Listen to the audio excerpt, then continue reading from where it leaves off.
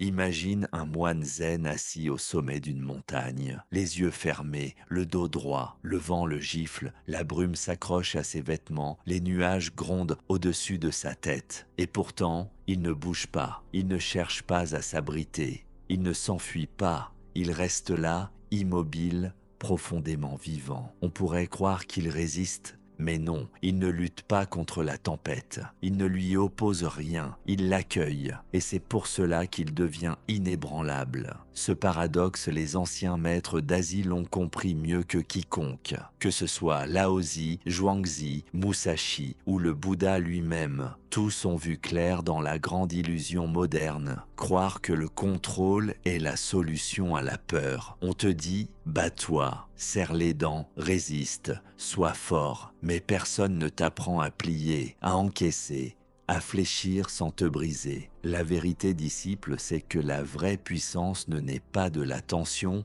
mais de la détente, pas de la contraction, mais de l'alignement, pas du refus, mais de l'accueil. C'est dans l'acceptation lucide que l'on puise la force la plus indomptable. Laozi disait « Ce qui est souple et malléable triomphe de ce qui est dur et rigide. Regarde un arbre pendant la tempête. Celui qui résiste au vent, droit, fier, éclate en morceaux. Celui qui plie, celui qui se laisse faire, reste debout. La souplesse n'est pas une faiblesse, c'est une sagesse. Et pourtant, aujourd'hui, on t'apprend à être tendu, à te méfier, à garder le contrôle, à ne jamais flancher, mais à force de te crisper, tu te coupes, tu t'épuises, tu deviens ta propre prison. Miyamoto Musashi, le plus redoutable des sabreurs, enseignait « Le sabre doit sortir sans colère, il doit frapper sans haine, sinon il frappe mal. Le combat juste naît du vide intérieur, pas de l'émotion, pas de la peur,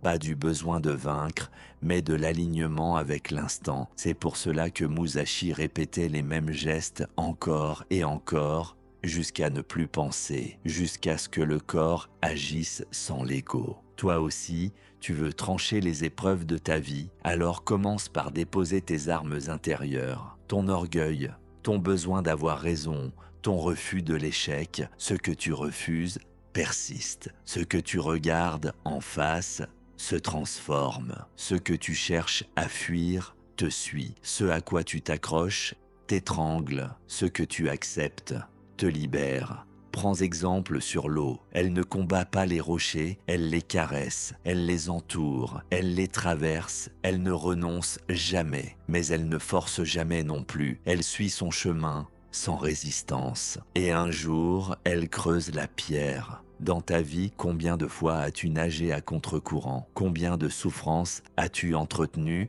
juste parce que tu voulais que les choses soient autrement? Combien d'énergie précieuse as-tu perdue à vouloir convaincre, à vouloir retenir, à vouloir changer ce qui ne voulait pas changer? Et si tu t'arrêtais, pas pour fuir, mais pour écouter, pour respirer, pour comprendre que plus tu veux tout contrôler, plus tu deviens contrôlable.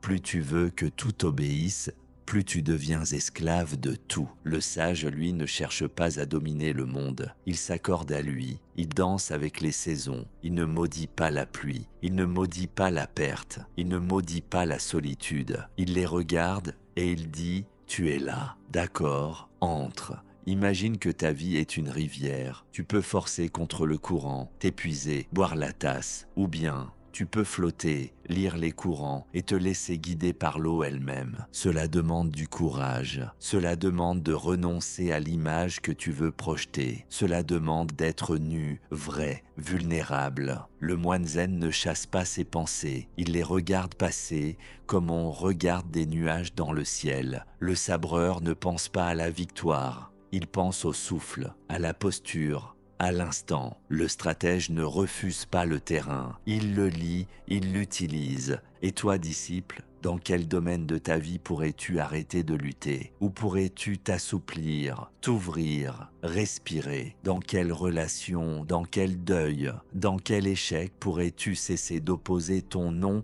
à la réalité? Ce n'est pas un renoncement, c'est une stratégie, une philosophie, une discipline. Quand tu fais la paix avec le réel, tu deviens invulnérable. Quand tu ne redoutes plus la chute, tu danses au bord du vide. Alors retiens cette vérité. Ceux qui luttent contre la vie s'épuisent. Ceux qui s'accordent à elle deviennent vastes, immenses, inébranlables. Le calme est une arme. Le lâcher-prise est une puissance invisible. La souplesse est ton sabre silencieux. Utilise-le, incarne-le, deviens-le. C'était l'âme du sage. On se retrouve très bientôt pour aller trancher de nouvelles vérités, mon disciple.